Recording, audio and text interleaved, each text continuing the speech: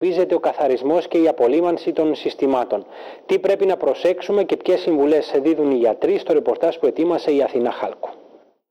Όλοι οι μεγάλοι χώροι, υπουργεία, αεροδρόμια, ξενοδοχεία, νοσοκομεία αλλά και ιδιωτικές επιχειρήσεις είναι πλέον εξοπλισμένοι με κεντρικές κλιματιστικές μονάδες. Αν όμως δεν γίνεται η σωστή συντήρηση, τότε ελοχεύει ο κίνδυνος από την νόσο των κλιματιστικών. Είναι μικρόβιο η Λεγιονέλα, είναι η Λεγιονέλα πνευμοφιλία έτσι ονομάζεται, η οποία συνήθως προκαλείται από κακά συντηρημένα air condition. Εφόσον προσβάλλει το αναπνευστικό, γίνεται μια πνευμονία η οποία επιδεινούται συνεχώς, η οποία μπορεί να προκαλέσει πολυοργανική ανεπάρκεια, μπορεί να προκαλέσει σύψη και άλλη καταστροφή οργάνων. Η Λεγιονέλα είναι πιθανό να ανιχνευτεί σε οποιασδήποτε φύσης ή προέλευσης νερό.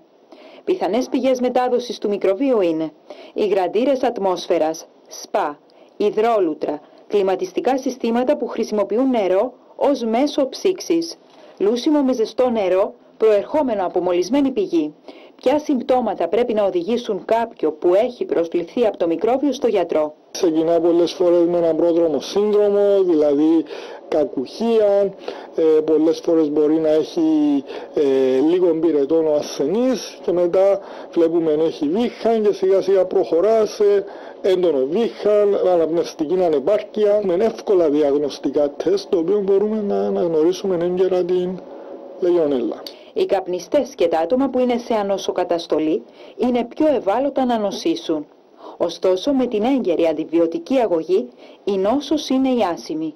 Η καλή συντήρηση των κλιματιστικών και των υδραυλικών συστημάτων κάθε εξάμηνο ή χρόνο μειώνει τις πιθανότητες να αναπτυχθεί το μικρόβιο.